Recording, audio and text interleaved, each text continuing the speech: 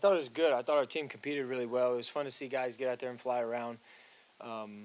As the game went on, we just found ways to score points, and our defense did a great job. No matter who was in there, they got stops, got turnovers, which is big. Add some excitement to the game, momentum for us offensively and as a team. So it was good to see us just get out there, score points, put drives together, field goals, touchdowns, whatever it was. Just kind of made plays when we needed to make them, and overall our defense just played really good. All right, Earthlings, and more specifically Broncos country, it is time. We are back. Football has arrived, and we got to see our boys in orange and blue take the field against the San Francisco 49ers in a 10-year anniversary of Super Bowl 50 in the same place under very different circumstances. Pre-game versus Super Bowl, not quite the same thing, but hey, time has funny ways of repeating himself, so you never know. If you were to listen to Sean Payton recently, he's talking about Super Bowl. The players are okay with him talking about Super Bowl. And we saw this team perform yesterday. What do we think? Super Bowl or... The optimist in me obviously says Super Bowl all the way, make it a 10-year anniversary Super Bowl, really rub it into everyone's face. Practical me says we have no data except one preseason game, so let's take a step back, but keep the hopeful optimism going, because everyone would love to have another Super Bowl ring, and especially if Bo got it in his second year. Yeah, if Bo got it in his second year, that would be freaking amazing. I definitely liked what I saw for the most part. It was definitely like a rough first quarter. Not a whole lot was able to get done.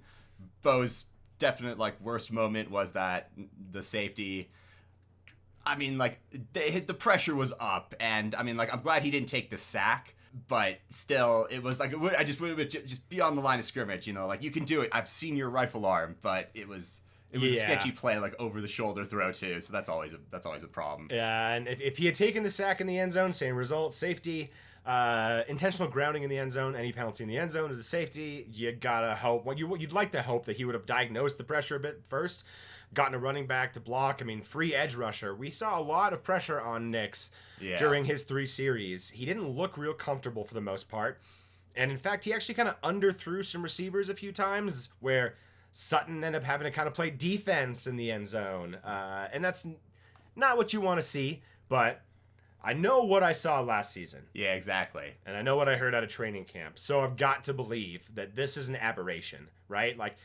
And let's think back to last preseason. Bo Nix looked real sharp in preseason, and then come the beginning of the season, had a drop off. Yeah, he really didn't look very comfortable. He didn't look good. He got happy feet, threw a lot of interceptions, didn't throw a touchdown pass for 4 weeks. So on balance, I'd rather have him struggle now and excel early rather than have him struggle in the actual season. So if we're going to make boneheaded plays or mistakes or not gel well, fuck it. Let's get it out of our system now so that when we face the Titans in week 1, we're ready to put a pasting on them. Yeah. And then also, the pressure on Bo was just absolutely phenomenal. 49ers did not allow him really to do much. Our O-line just basically sort of collapsed a lot of the time. Which is really weird to me. Yeah, really weird. And then also, we were giving Harvey all the passes, giving him as much run time as possible, which was really good. That dude is fast. Some really quick stops and turnabouts, breaking some really good tackles. So I was really happy to see that. And then also Estime breaking that 3-4 dude, a tackle attempt to get another 5 to 10 yards. That was just excellent. The slow-mo of that was so fantastic when it's almost like it's scripted. The 3 defenders all converge.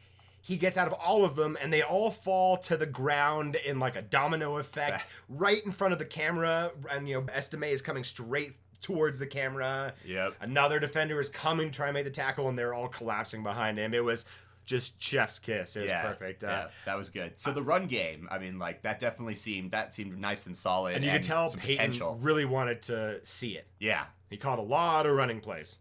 Yeah, definitely. And then Stidham, actually did a lot better than I was initially going to think, minus the 2 fumbles. You look at his stats. He's definitely had some really nice accuracy. He definitely showed also why he's the second and not the first.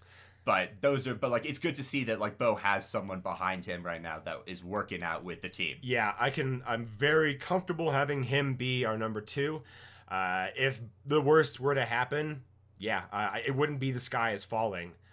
We all know how important backup quarterbacks are in Denver. Bubby Brister backing up Elway. Kubiak backing up Elway. Osweiler backing up Peyton Manning. You know, we don't get to that Super Bowl if he doesn't come through in some clutch games for us. I'm thinking that game against New England late in the season, CJ Anderson gets sprung for the game-winning touchdown in the snow. Iconic moment. And Osweiler was the one who checked into that play. So we know how important good backup quarterbacking can be, even in seasons where your aspirations are Super Bowl-ish, like let's say 1998 Bubby Brister. He had to come in and spell Elway. And we fucking cleaned up in that Super Bowl. Elway wins a Super Bowl MVP and rides off into the sunset. Fantastic. So, not that I want Bo Nix to ride off into the sunset so early. No. But it's nice to know that we've got a backup who can support him and fill in when we need to and hopefully win us, keep us above 500 while Bo Nix recovers. Now that's... Yeah.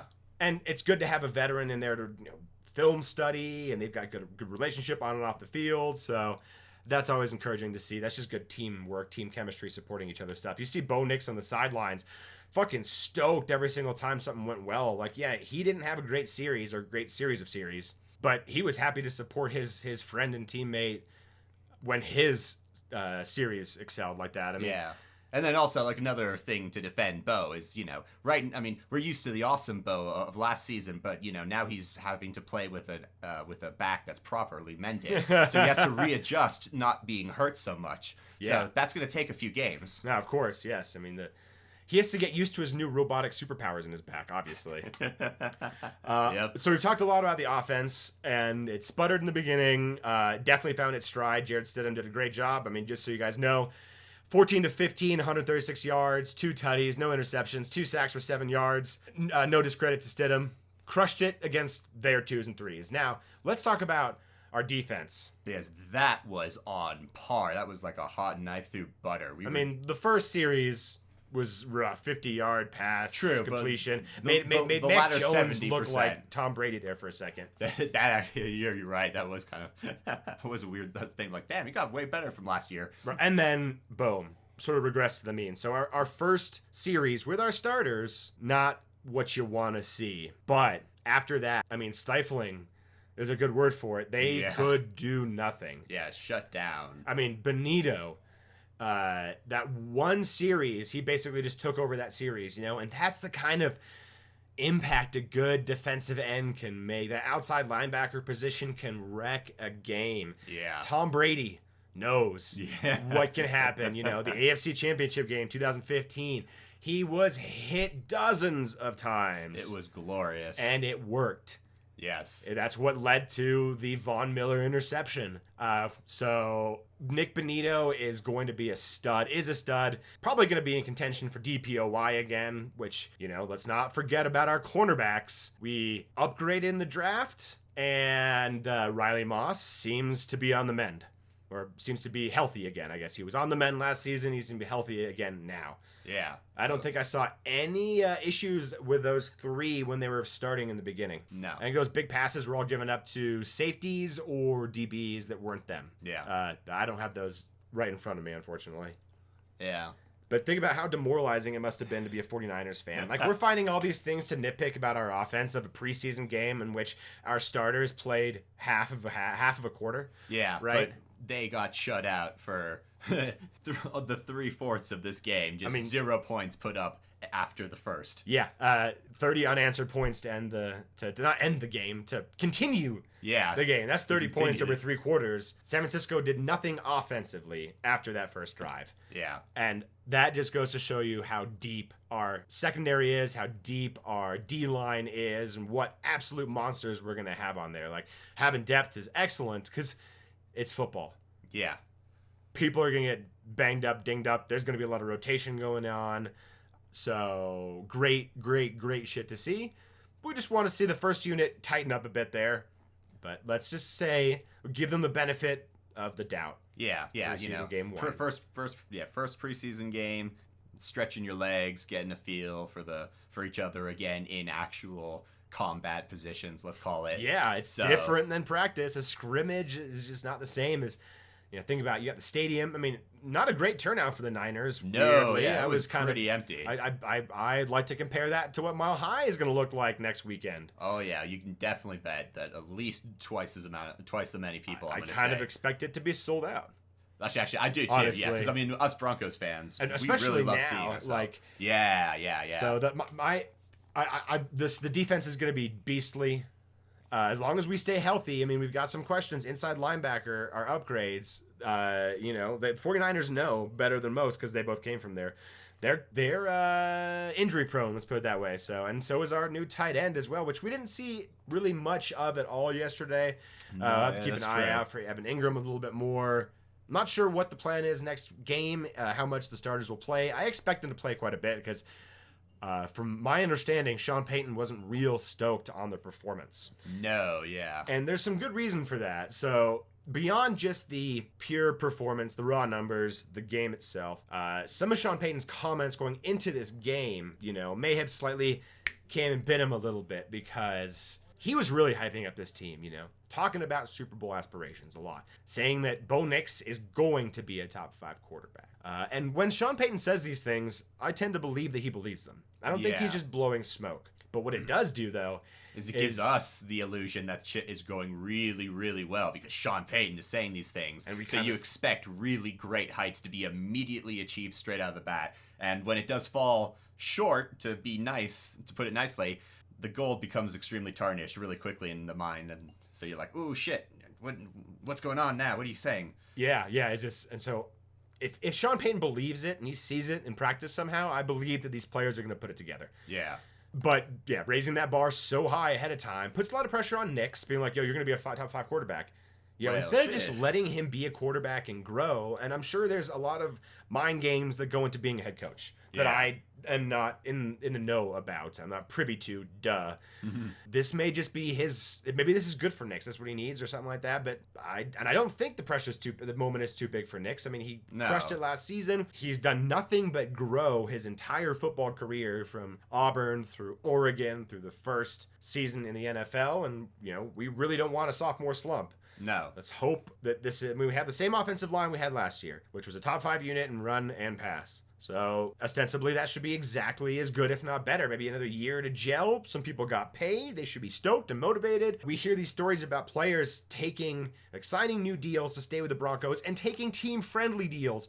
This is something that the Broncos have not had the luxury of since Manning was here. Yeah. People didn't really want to stick around. You got the Jerry Judys of the world. You got the Julius Thomases of the world, who once Manning was gone, in Thomas's case, he was gone as well. Jerry Jeudy was just basically kind of annoying. He was whiny.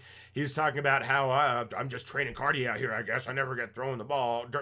Yeah, I know he had scrubs at quarterback throwing to him, but just a shitty attitude. Now we got the opposite. We've got Zach Allen signing a team-friendly deal just yesterday or the day before yesterday.